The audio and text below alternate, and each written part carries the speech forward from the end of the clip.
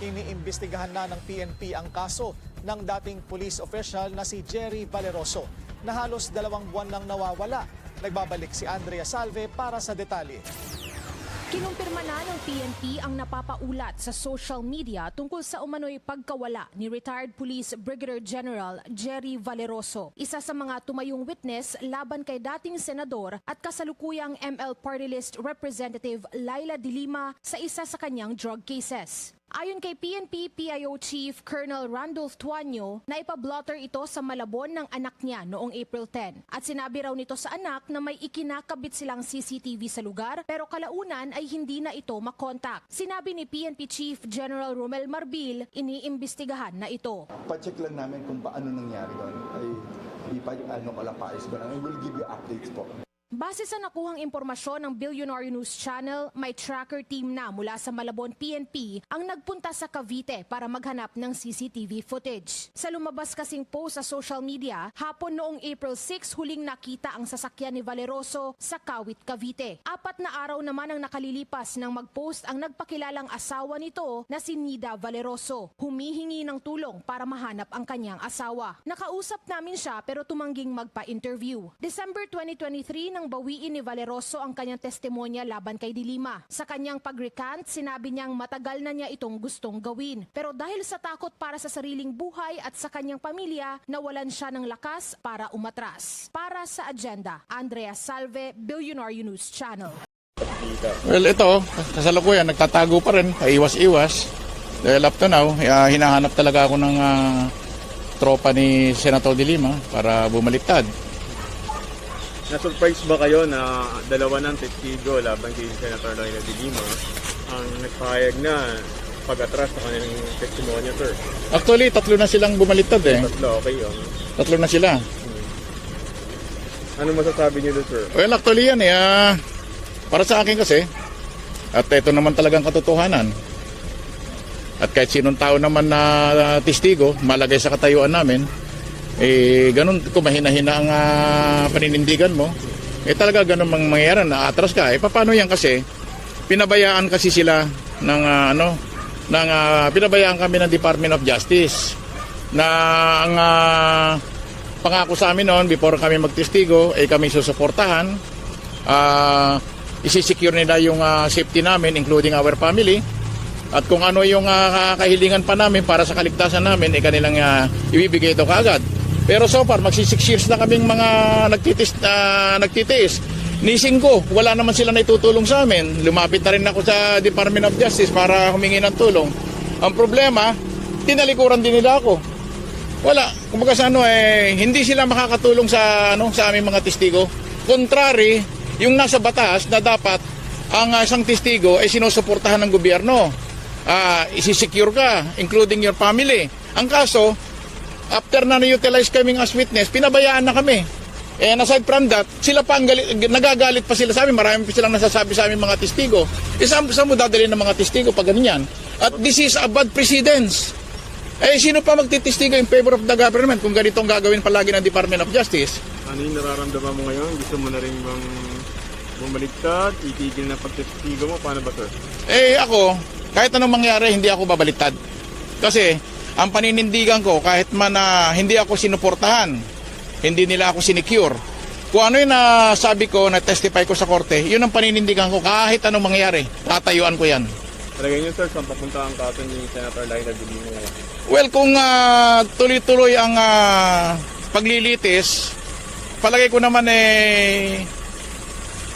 magkakaroon ng convictions. Saka isa pa, sana naman, wag nang madagdagan yung mga witnesses na na umuurong kasi the more na nadadagdagan yung mga witnesses na umuurong, humihina lalo ang kaso. So nakakapanghinayang kasi 6 years na kami nagtitiis Sa pagpapalit ng administrasyon, sir, palagay mo ba ay makakalaya na rin si Senator Laila De Lima or mababaliwala na rin yung mga pinaghirapan? Sa tingin ko naman dahil drug cases yan hindi mapapalaya. Sa tingin ko, hindi mapapalaya. Huwag lang uurong ang mga testigo. Marami pong humihiling sa international community na palayaan na po. Well, kasi hinihiling nila kasi hindi nila alam yung gravity ng offense committed ni Senator De Lima. Hindi nila alam Saka isa pa, marami rin nagbabasa sa aming mga testigo. Sabi nila walang ebidensya. Paano nila sabihin walang ebidensya? Kami nga ang nakakita, kami mismong testigo. Wala naman sila noon doon, yung mga nagbabas. During the time na gumagawa sila ng krimen. Kami ang nakakita, naka-witness. Kaya alam namin kung gaano kabigat ang ebidensya laban kay Senator De Lima. Ngayon sir, nagbaliktad na nga yung tatlo, kamo. Paano yun sir? Paano yun mangyayari, yung bigat ng yung mga ebidensya ninyo? Well, tatlo, naman yan mayroon pa naman natitirang 2 kaso sa tingin ko naman, hindi masyadong nakakaapekto yung pagbaliktad ng 3 testigo. Ikaw sir, ba't ka muling lumabas sir? Lumabas ako para gusto kong ipaabot sa susunod na administrasyon, lalong-lalo na sa papalit kay Secretary Guevara na si Secretary Boying Rimulya, nasama, baguhin nila at itama nila yung sistemang nangyayari ngayon. Parang sa ganon, hindi na ito maulit-uli na mayroong mga government witness na umaatras. Sa mga kapwa mo testigo sir? Sa mga kapwa mo po testigo? Sa mga kapwa ko testigo, sana manatili tayo kung anong tinestify natin sa korte, panindigan natin kahit anong mangyari.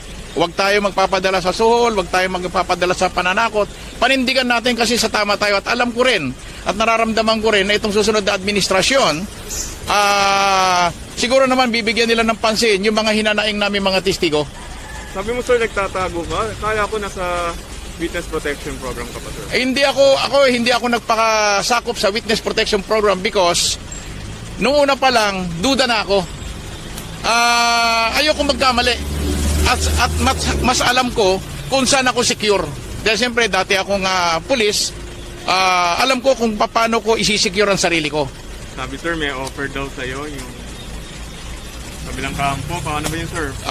Actually, maraming nakikipag-usap na sa akin para ako'y bumalitad, lalo na nung bago mag-election at lalo na ito, after the election. May mga nakikiusap din sa akin, yung iba nga, mga kaibigan ko pa, nakikiusap sa akin na kumare, bumaliktad na lang daw ako, meron naman daw akong reward sa pagbaliktad ko. Sabi ko, hindi ko kayang gawin yan. Dahil meron akong, kung yung iba ka ako bumaliktad, ako hindi, dahil ako may sarili akong paninindigan. Anong panawagan mo sir sa DOJ? Ang panawagan ko sa DOJ ngayon, dahil nandiyan pa rin si Secretary Guevara, sana Mr. Secretary, dapat sana gawin mo yung trabaho mo.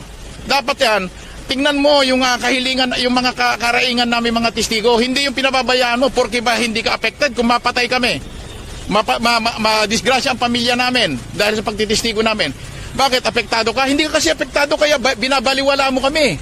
Ako talaga, nagagalit ako sa kanya dahil pabaya siya. Hindi niya ginagawa yung trabaho niya. Parang hindi siya tao, bakit palagay niya sa amin? Hindi kami tao, wala kaming pamilya.